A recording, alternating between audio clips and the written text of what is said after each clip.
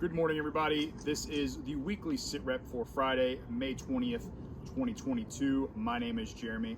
This is going to be a new series that I'm probably going to do every single week, probably on Friday. And it's going to be just a general, summary of events across a wide topic of categories to kind of give everybody an idea of what's happened over the past week before we go into the weekend. This will either be recorded Thursday night or will be recorded Friday morning, just depending on how my day job schedule kind of works out.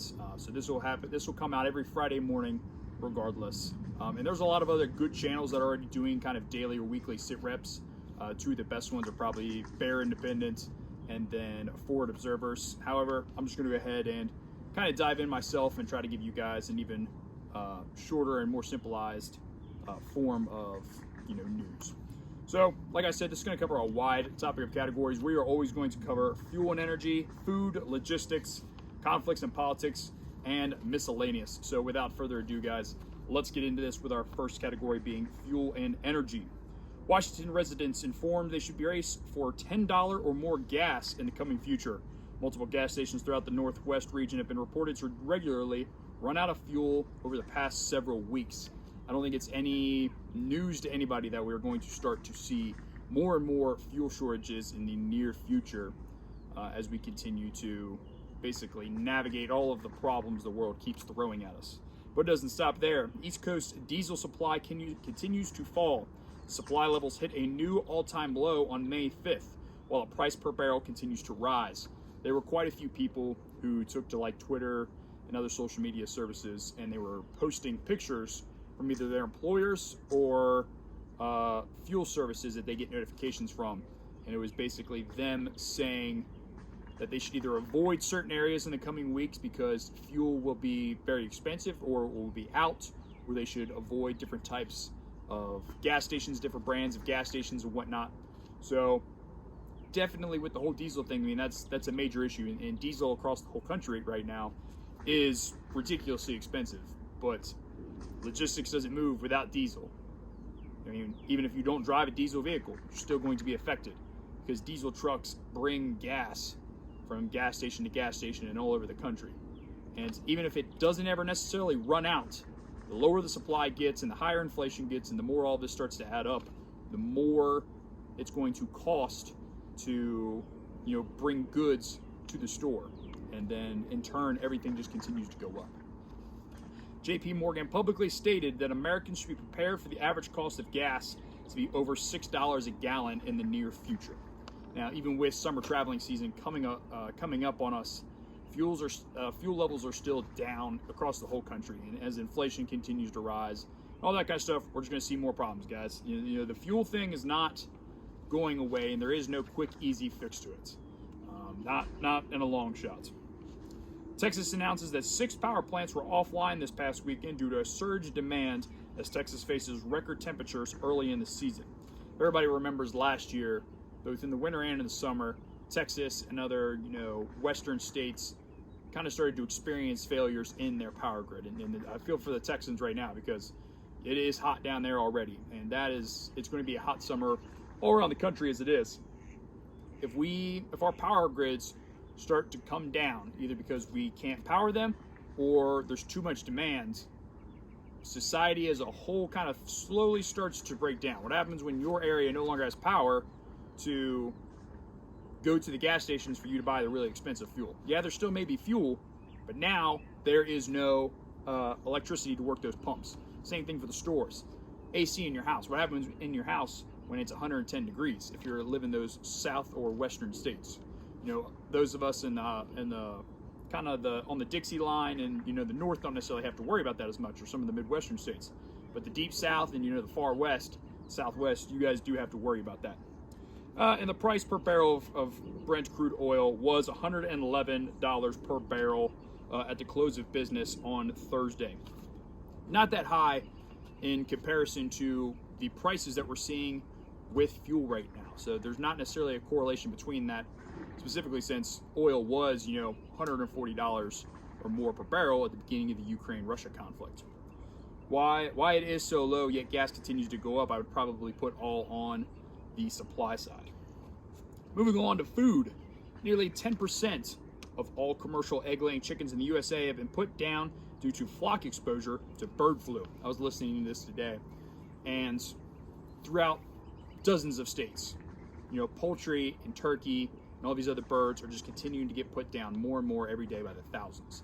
10% of commercial egg-laying chickens, that's a huge blow, and that number is probably only going to continue to rise. I mean, I don't know how much everybody knows about chickens, but depending on your breed of egg-laying chicken, you're looking from anywhere from 12 to 24 weeks before your chickens are ready to start laying eggs again. So if we can't raise chickens in a commercial setting because of bird flu, and we're putting down the chickens that are fully grown and are producing, at least on the egg side, math adds up, guys. Friday, May 13th, India announces a ban on the exportation of wheat effective immediately. There were some stipulations in place for that, to where some existing deals could go through, but no further. That's a big problem given the wheat situation in the world right now. Some of the largest players of wheat in the world are Russia, China, Canada, United States, Ukraine, India, Pakistan, and France.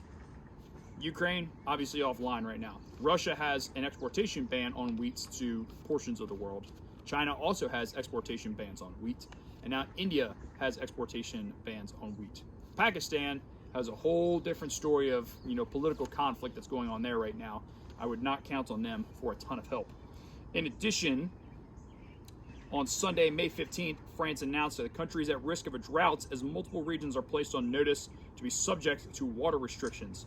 The Ministry of Agriculture stated that heat conditions are beginning to affect the potential harvest of winter crops like wheat and barley, and will likely heavily affect fall harvest. So, of course, we have multiple countries with exportation bans, and droughts continue to hit different portions of the world. Even here in the United States, out west, where a majority of our crops come from, we are seeing drought-like conditions already early in the season.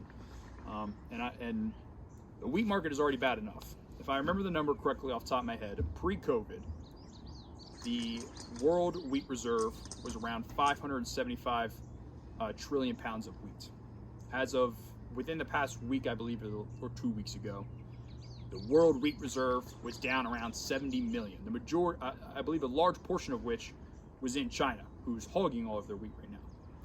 So as that continues to fall and other crops become higher in demand, which will then also fall as the drought continues, we're going to start seeing more and more and more food issues. I truly think by the time we get to fall this year, that August-September timeframe, we're going to be in a really bad position, because what's left of winter harvests is not going well.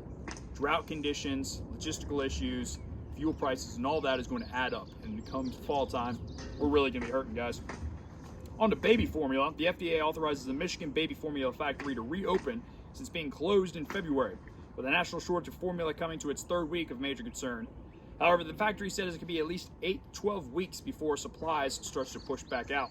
In addition, President Biden authorized the activation of the Defense Production Act, which will allow federal resources to be utilized to help ease supply shortages through other means. What this means, guys, is that, the federal government can now use things like planes and whatnot to go to other countries and transport back baby formula and, other necessities like that. And that's probably going to be the majority of what it is used for. It's not like, all the baby formula factories are being nationalized in a sense.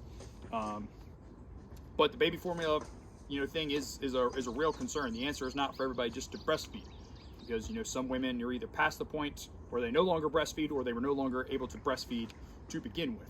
So, I feel for all the moms and the parents out there that are having those problems, because that's just one of those things where if you did not prep properly beforehand, which the majority don't, you're in a really, really crappy situation at the moment. And people's kids are always a weakness to them. So we'll see how that develops in the coming weeks. On to logistics. Ports around the world continue to back up as Chinese lockdown policies keep large port cities unoperational, and the war in Europe continues, causing large delays in the shipping industry. A lot of the ports throughout, like the Mediterranean and the Black Sea, are kind of getting iffy and or backed up because, shipping industries don't necessarily want to travel to that portion of the world if they don't need to, or certain ports. And then obviously with COVID, with China and whatnot, a lot of those port cities are on lockdown, are little to no help as far as the operational ability goes, which then in turn just backs everything up specifically with those European ports that are not being operational at the moment, being that kind of midpoint in the world, and then China being a large port provider for the Pacific trade. On to conflict and politics. Sweden and Finland officially apply for NATO membership, sparking outrage in Turkey and bringing on criticism and threats from Russia. I think we all kind of saw this coming eventually, specifically with the posturing that Russia has done.